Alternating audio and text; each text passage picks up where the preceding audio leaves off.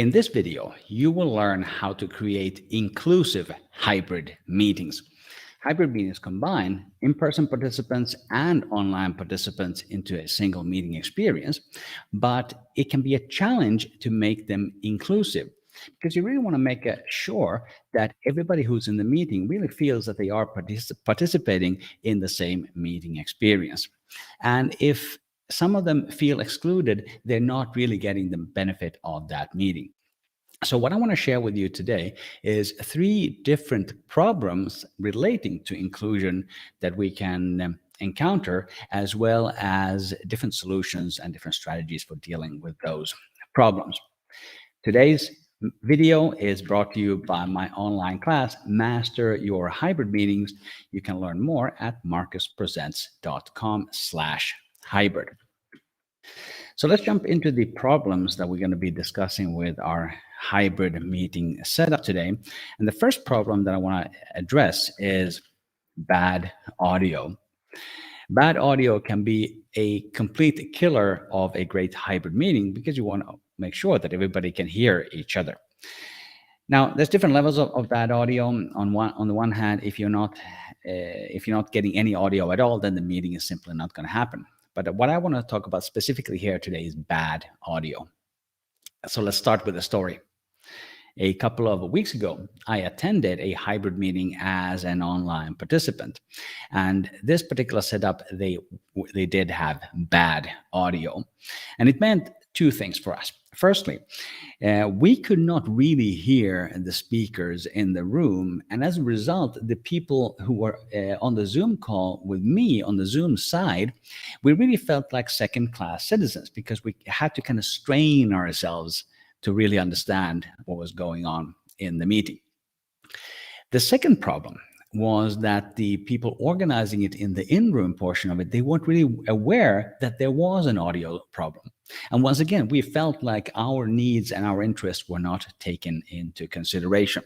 So that's why it goes from being a question of a technical setup to going into a question of inclusion. But luckily, we have some solutions that I want to go through today. And the first one is for audio is to have the right audio setup. And I want to go through real quickly the audio setup that I use typically in my hybrid meetings. So let's walk through this slide here. I'm going to put it full screen for you for just a moment so that you can see. From left to right, there is a video projector, which is projecting the Zoom meeting onto the wall, actually on the canvas, which is on the left-hand side of the image. Then there's a laptop, and that laptop does many things. It runs the meeting, it connects to the main camera, it connects to the audio, and it also connects to the projector. Then on the bottom half of the image, you can see that there's a phone connected to the meeting, and that's running Zoom. And the purpose of that phone is to provide a second camera so that the online participants can see not only the speaker, but also the audience. The camera for the speaker is the big one there on the tripod. And then you can see that in this setup, the podium is actually on the right-hand side of the image. But we're talking about audio here. And the audio in this setup is handled actually by a conference speakerphone. That's the little box that you can see there in the middle of the table. And the particular model that I'm using, that is the PolySync 20. And actually I have it here in front of me. It looks like this. It's a great choice for a hybrid meeting conference speakerphone because it has both audio in and audio out of one device. You can connect it with the Bluetooth connection or with a USB connection as well. So having that great audio is absolutely key for creating that inclusive meetings. But let's talk a little bit more about the setup, because your setup does not have to be complicated. Here is a version of my hybrid meeting setup that is actually run on phones. There are 2 cell phones connected with a data connection in this setup, and then there is that conference speakerphone in the middle of the table one more time to make sure that everybody can really hear each other. You may have seen me say this before, but audio is actually much more important than video. So even though you can get decent video from these phones, the audio in this setup was actually quite spectacular. So let's move over to the next point. But If you do want to learn more about audio specifically, I actually did a whole live stream about how to improve audio, 5 different ways to improve audio. And there's a link to it in the video description just below this video if you're watching it on YouTube. And in fact, there's links to everything I'm talking about in the video description. And the way you access the video description is that you click show more if you're watching this on a computer. If you're watching this on a mobile phone, just click the down arrow next to the video title. Lots of useful links in there to other resources relating to hybrid meetings as well, including that hybrid meeting class that I was talking about. But let's continue to talk about our problem, which is bad audio. So the first solution is technical, but what I want to offer you today is also some non-technical solutions. And here's my recommendation for that case that we just discussed. And that is actually to ask for feedback. Ask for feedback from the people who are online. When you are setting up any kind of audio conferencing solution, most likely you will not yourself be able to judge if it's working or not. That's why it's absolutely key to ask for feedback. And this also has to do with inclusion in the sense that if the people running the meeting had just asked us, we could have sorted it out in maybe 2 minutes. And potentially there's something that we could have done, just moving the microphone closer to the speaker as well. So for the purpose of inclusion, I really recommend that you ask for feedback from both sides. And if you're leading the meeting on the Zoom side, then ask the people in the room what is their perception. That's how you also get the feeling that we're actually not only doing the business of the meeting together, but we're also setting up the meeting together. So that's one thing that you can easily do for inclusion. Hey, if you can value, hit the like button. If you're watching this on Twitch, give me a follow. The like button is always appreciated and completely free. Let's move over to the next problem that we're going to discuss. And that is that some participants are forgotten. Now, depending on how many hybrid meetings you have run, you may or may not be aware that this can be a real issue, namely that you forget some of the participants. Now, there's different versions of forgetting participants, but one typical case can be that if most of the participants in the meeting are in the room, then it's easy to forget the online participants. This has been my experience. And if most of the participants are online and very few people are in the room, it's easy to forget about the in-room participants. Now, this may sound absurd to you, but it happens more often than you can imagine. But we're going to introduce some mitigation strategies to this as well. So let's move over to the next example here. I'm actually going to show you a photo of one of our hybrid meetings here. Let's put that full screen. So here you can see that same hybrid meeting setup. And in this case, most of the participants are online. And I think we only had like 3 people in the room in this particular version. So what can we do in order to not forget participants? Well, the first solution is going to be a technical solution, and that is to have multiple cameras in the room. When you have multiple cameras in the room, you are making sure that the online participants can not only see the speaker, but they can also see the audience members. And this can be super important when you want to do something to actively engage them. So you want to ask questions to the room, for example. If you can't see the people in the room, it's going to be much harder to do so. So let's talk about some different ways that you can set up multiple cameras. So here is another version, another angle on of that standard hybrid meeting setup. So let's focus on those cameras first. The main camera here, that is focused, it's turned towards the speaking area where the podium is on the top left-hand side of the image. And then the purpose of that is to give a super high quality, clear image of the speaker to the online audience. The purpose of the second camera there, which is on the bottom right-hand corner of this image, the purpose there is to make sure that we can see the audience members. And you may see that the recommendation that I actually had was multiple cameras. So there's actually something missing from this picture, and that is a third camera. Because realistically, that little cell phone camera on the bottom right-hand corner, it can probably only cover about half the audience. So my actual recommendation is that you introduce a third camera as well. And what you can do then is that you can kind of have one camera pointed in one direction and then the other camera pointed in the other direction. Because here's one thing that actually happens quite often in this particular setup, if I put that back on screen, is that I'm sitting at the laptop and usually no camera is pointed at me. And a piece of feedback that I sometimes get is that it would be nice if they could see actually everybody in the audience, not only the people who are, for example, sitting on the right side of this image. Multiple cameras is key. How do you set up multiple cameras? Well, you saw examples of mobile phones here, and that is a great place to start. And especially if you're using Zoom, here's a little power tip. When you're logging in to the Zoom meeting, you'll probably do it first from the laptop.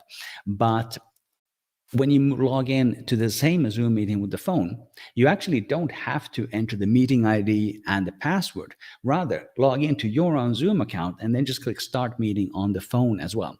And it will not start a new meeting if you already started it on the laptop, but rather it will join that phone to the same Zoom meeting and also as a co-host. So that's a powerful way of setting up easily and quickly when you're running a hybrid meeting. And you can do that with multiple devices. And this is one of the things that I really like about Zoom. Let's move over to the next point here. Okay, let's go back to that image. So this camera setup here, you can see that I'm using a fairly expensive camera. This is the Canon M50. By the way, all the gear that I'm talking about is linked in the video description. There's links to all of the audio equipment, all the video equipment. So this is the Canon M50, and you don't need a fancy camera like that. Here's an example of what I call my core hybrid meeting setup. In this setup, you have the projector to the left, then you have the laptop, and that laptop is actually doing 4 different things. It's connected to the projector, it's connected to the internet to run the meeting, it is connected to the conference speakerphone via Bluetooth, but it also provides the primary camera. So in this setup, the little selfie camera on the laptop is actually directed towards the stage, which is on the left-hand side of this image. So this just goes to prove that you don't need super expensive equipment, and a phone is a great place to use for a second camera for your hybrid meeting. And that will help you with that inclusion. But this is only the technical solution to that inclusion problem. I want to present to you a non-technical solution, and that is to actively engage everybody. Remember, the problem that we're dealing with here is problem number 2, that we may forget some participants, whether online or in person. So if you make a conscious effort to actively engage all of your participants, that's really going to help. So what does that mean in practice? Let me share a couple of ways in which I have done it.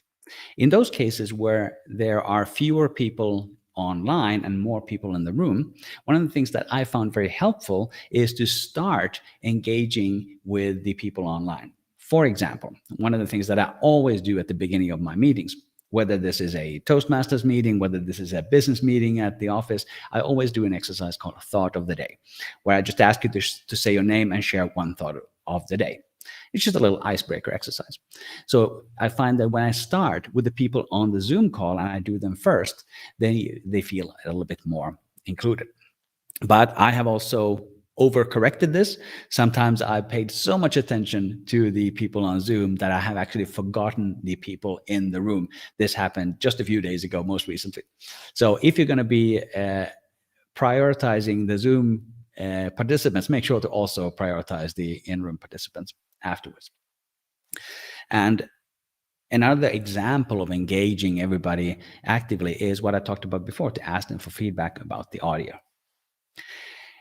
But let's say that we're talking about the online participants and the in-room participants. There is one group of participants that is even harder, and here's my little power tip for you, and that is to remember the non-video participants.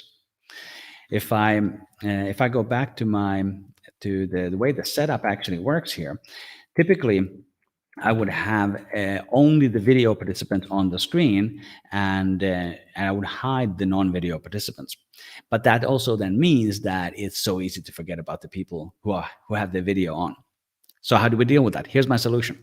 Let's imagine that I'm standing at the podium in this room, and then I have the Zoom meeting in front of me. The non-video participants are not going to be visible on the screen because I only have the video on there. So here's what I do. I actually stand there at the podium, and then I have in my hand a phone that is logged into the Zoom meeting. And then I pull up the list of participants on the phone, and then I go through that list. That helps me in making sure that I don't forget anybody, whether they have their video on or off. So that's a powerful tip to really make sure that you don't forget anybody. And this has also happened in the past when we had, let's say, normal phone teleconferences. See, I'm even blanking on what they're called, the normal teleconferences without video. There were sometimes people who had just joined a bigger meeting on the phone, and we often forgot about them. So make a habit of engaging them actively would be my recommendation. They will feel much more engaged. Hey, if you're getting value from this video, please subscribe to my channel. Just hit the big red subscribe button on YouTube.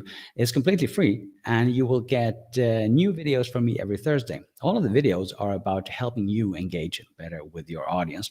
Actually, I realized now that I didn't even introduce myself at the beginning. So my name is Markus, and on this channel, I help you engage better with your audience, and I try to bring some more fun to corporate communication.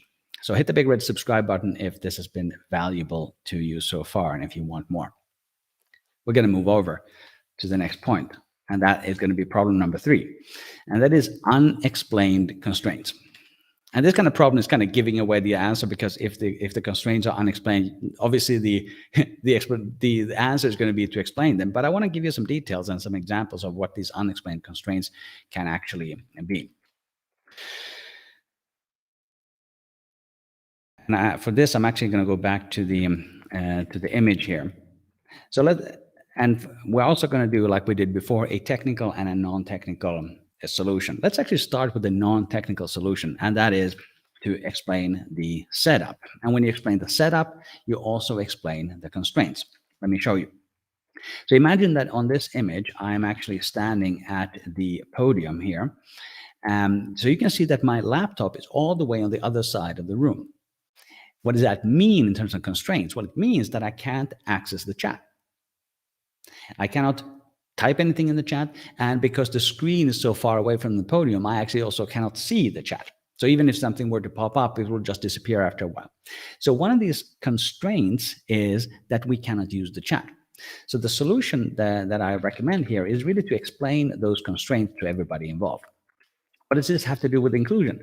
Well, imagine that somebody is on the Zoom portion of the meeting and they type something in the chat, but then we in the room ignore it. They may feel super excluded, like they're not part of the meeting.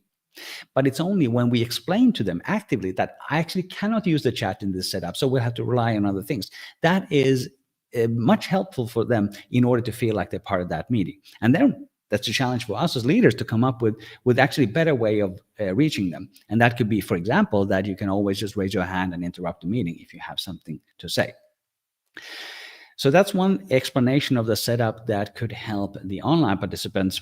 But there's another example that I want to explain as well, and that is something that impacts the in-room participants. So let's go back to the setup.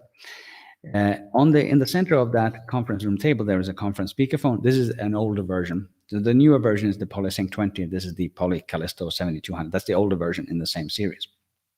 But this conference speakerphone is very sensitive.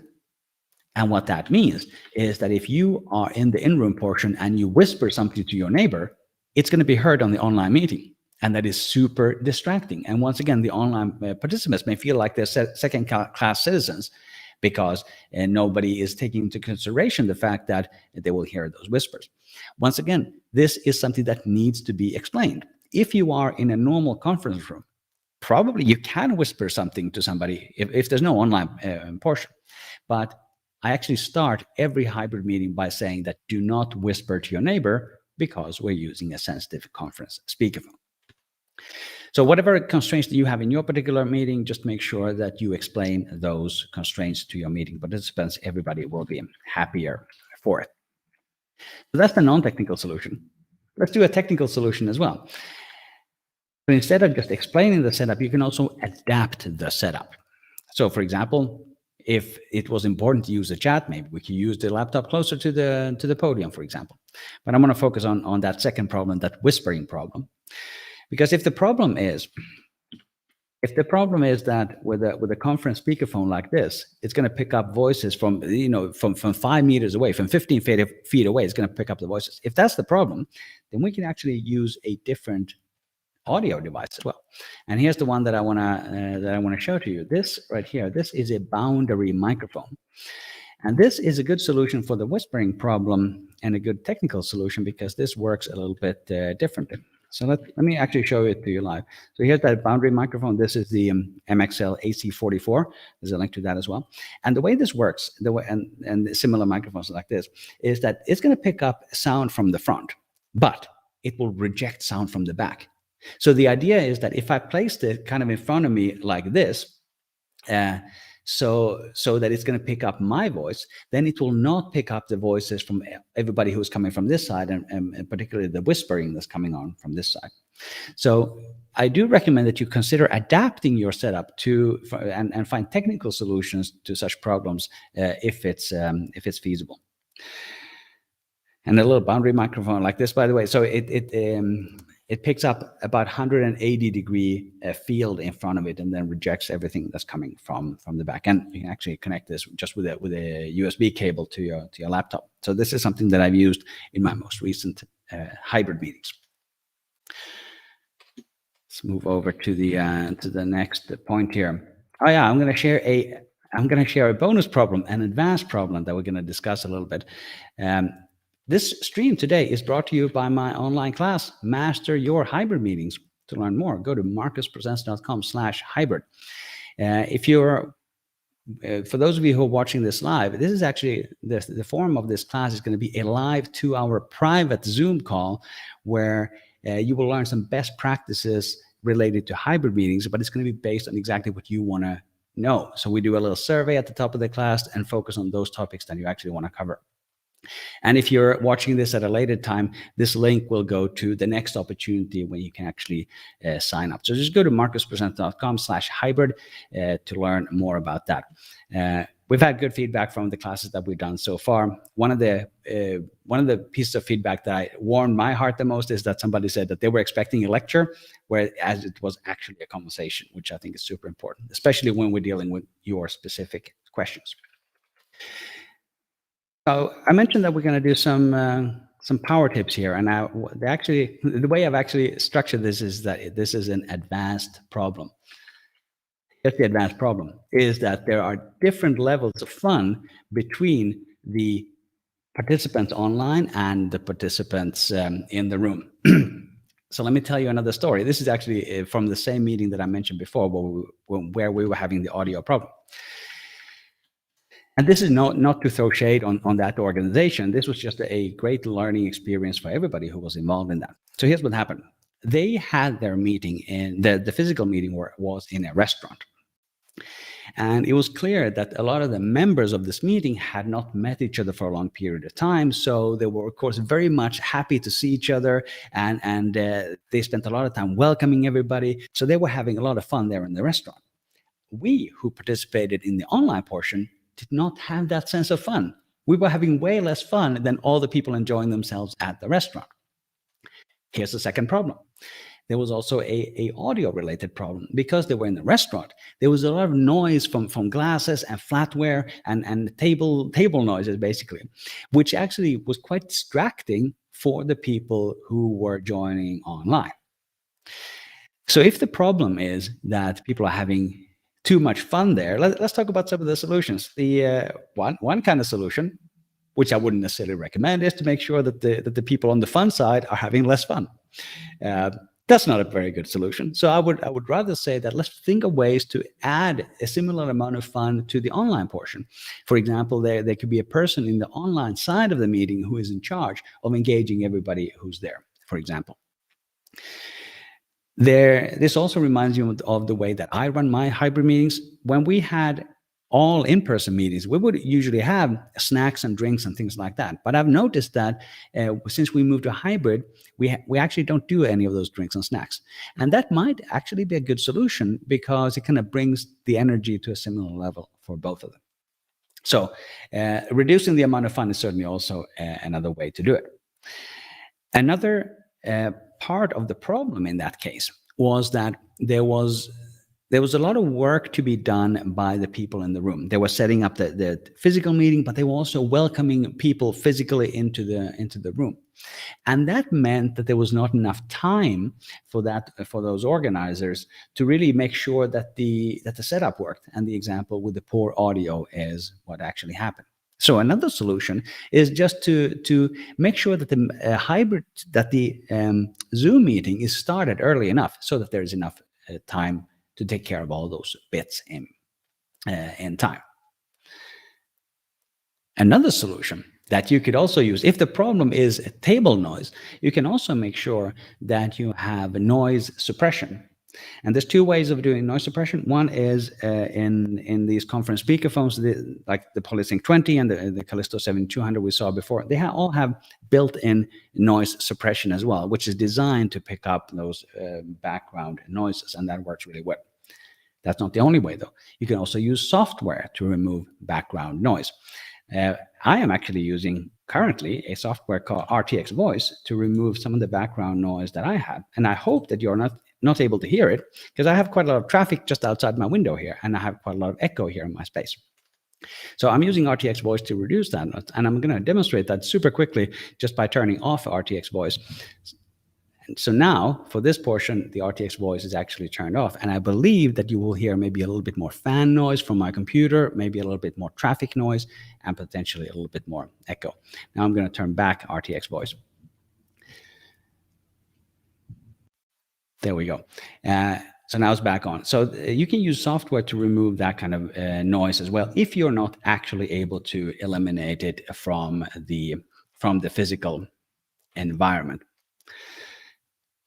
If you have any other solution to this advanced problem, I would definitely be happy to hear those. This is the advanced problem of different levels of noise. Hey, I'm going to recommend one more video before we go into some questions and answers from you. So that video that I made about hybrid meeting audio, if you want to watch that video, I'm going to put it at the end of this one on the end screen. And if you want to watch it now, just click or tap the screen here above me. I always forget which way. Yeah, here on this side, I'm going to put a link here above me if you want to watch that video now. And it's also in the video description. But what I want to do now is take your questions from the audience. And we're going to do it a little bit differently. So if you have questions, definitely put them in the chat. But another thing you can do is you can actually join me live here in the studio. And I'm going to put that link here in the chat. There we go. I'm going to put that there. So this is your opportunity to join me live. I'm going to click it there. Okay. So if you go to markuspresents.com/studio, you can actually join me on the live stream. You can ask your question here on video with me. This will only require that you have a decent video setup and a working microphone. It's basically like a Zoom setup. But if you have any questions, also feel free to ask them in the chat. I'm going to scroll up a little bit to see if there are already questions that came in, and we're going to take it from there. So let's move over to, I'm going to scroll up here just a little bit. Thank you for everybody who joined our session today. I hope you learned something about inclusive hybrid meetings. And by the way, the reason why I have the opportunity to come onto the studio is because we want to increase that inclusion. I don't want you to be only a person on the other side of the chat, but that also works.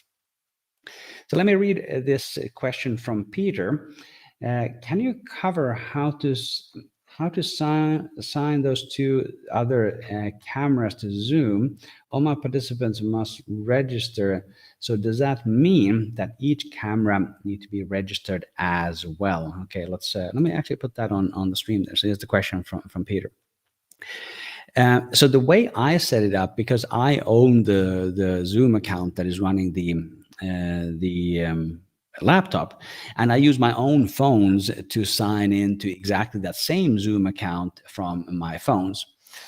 So because I've only tried this from accounts that I actually own myself, where I have my own email and password, I'm not sure exactly how that works from the other perspective, but I imagine that this whole concept of signing in with the same account into multiple devices, that only applies if you're actually the host. because if you're signing in as a guest, I think it might not work. But I have to say, I also haven't tried it. The way it works for the host is that you can just log in with the same account to your multiple devices, laptop, phone, and then just click on start. I would recommend to try that, but I don't have the detailed answer about if registration is required, because that's actually not something that I use in my setup. So that was a very half answer for you, unfortunately, Peter. Look at this. Thanks for your perfect presentation. Nice. I like that. That's a good feedback. I like that a lot. And I wonder what you mean by presentation, if you mean the slides or if you mean what I'm actually saying. There is something that if you do like the way that I share these slides, you can actually share them the same way in Zoom as well. If you go to markuspresents.com/OBS, you can actually download my slide layout, which will work exactly the same. And what you can do with that is that you can switch between all these different views. You can go like this. You can go to the webcam only, or to this 50/50 view as well. So if you're interested in just copying my slide layout, that's available there as a digital download at markuspresents.com/OBS. And what I really like about this setup is the ability to show slides and then remove slides. And this is actually a great way to include people in a hybrid meeting as well, because you're not monopolizing the whole screen. Because if I were sharing this normally, then I would just be in a little corner up here. Actually, maybe I would be out in a corner right here. But in a hybrid meeting, it's so much more important to show more video and less slides. So using a tool like this, the tool is called OBS, by the way, OBS Studio, is a way to do it. Okay, perfect. We have Toastmasters from Germany. Excellent. I'm based in Switzerland at the moment, so I'm actually walking distance from Germany. Thanks for being there. Let's move over to the next question here. Let's see. I'm going to read Christina's question here. Let's see. I'm going to try to read this off here real quick. So Christina's question is that while starting Zoom meeting earlier is a good idea. Yeah, people don't always log on early. We also start physical meetings early, but again, not everyone arrives on time. I think this is exactly a very good reason why you should, from the organization side, you should definitely start early. I'm actually at my meeting venue 2 hours before the meeting starts. That is not required, but it's just something that feels good for me, because I have time to mess around with all the different microphones and things that you've seen so far. But I really agree with this idea of starting early, because then you also have an opportunity to fix things that don't work. But also from an inclusion perspective, for those people who want to be there 30 minutes before, let them, and because some of them are going to be like me, and they do want to be there early and make sure that everything is set up. So I completely agree with with Christina on that one for sure. Let's have a look here at the next question from Peter. He says that in order for everybody to see everything, then you must be in gallery view and screen share. Let's see. You must be in gallery view and screen share. It depends on exactly the situation. So let me do my understanding of this question. I do use gallery view most of the time in my Zoom meetings. I'm going to quickly see if I can even find. There we go. So this is usually how my Zoom meetings look. So there is gallery view there, and you probably cannot see it on this image. I'm gonna actually quickly just bow and see if I can see it myself. Yeah, you probably cannot see that in that image. I have better examples of this. But so when I run OBS Studio and I show slides, they actually appear just in my little Zoom frame, so it doesn't go full screen. So yes, gallery view is good if you want to see all the participants, but I sometimes use speaker view as well, especially if the person speaking is online. Then I tend to switch Zoom into speaker view, just so that we can focus on that person. I almost never use screen sharing, so especially with my setup here. which allows me to do this. I never use screen sharing for this. This just comes through in my own little Zoom frame. Screen sharing is, I think, a huge problem because it completely monopolizes the screen. There are very few times when a screen share is the right choice. I hope I understand that question there, Peter, correctly. Let's hide that on. Let's move over to the next person from Kayla. Kayla is asking, can you send that OBS Studio link? Is it free? Do you need specific material? Okay, so if we're talking about OBS here, so firstly, OBS Studio is the software. It is actually, maybe I can just show you. Listen, we're doing this on a live stream. I may as well show you because I hope this is going to work. I'm going to screen share this. Isn't it ironic that I just said you should never screen share and then I'm about to do it now? Okay, let's do it.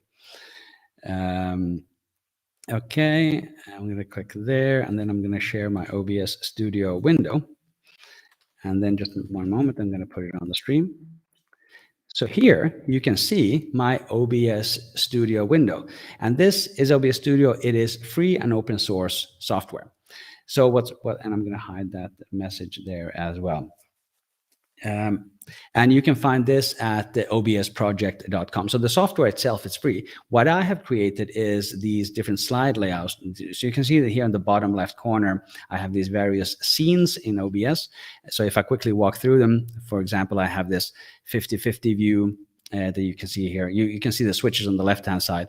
But then I also have these timer cards. This is something that I use in my Toastmasters meetings because I find this is a very good way to show timer cards without monopolizing the screen. So, and if I switch that, you can see the result on the left-hand side of the screen, and you can see the input on the right-hand side of the screen right now. Anyway, so this is OBS Studio.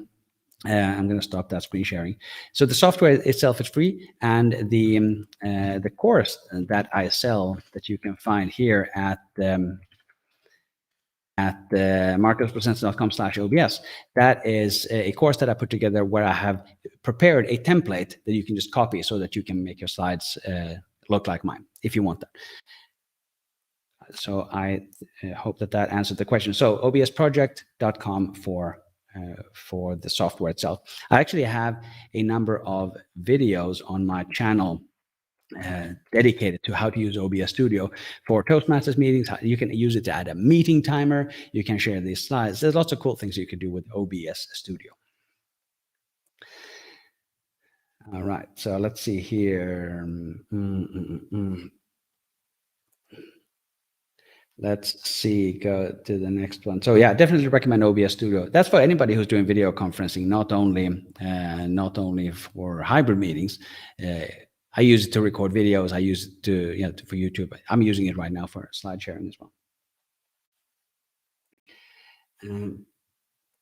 So let's see. So Peter's question was here, in order to see all the cameras and all the slides, it depends. So if you want to see all the various cameras that we have in the room, so let's say that there's 3 of them, there's one pointed at the speaker, then there's one pointed at the audience, this way and this way.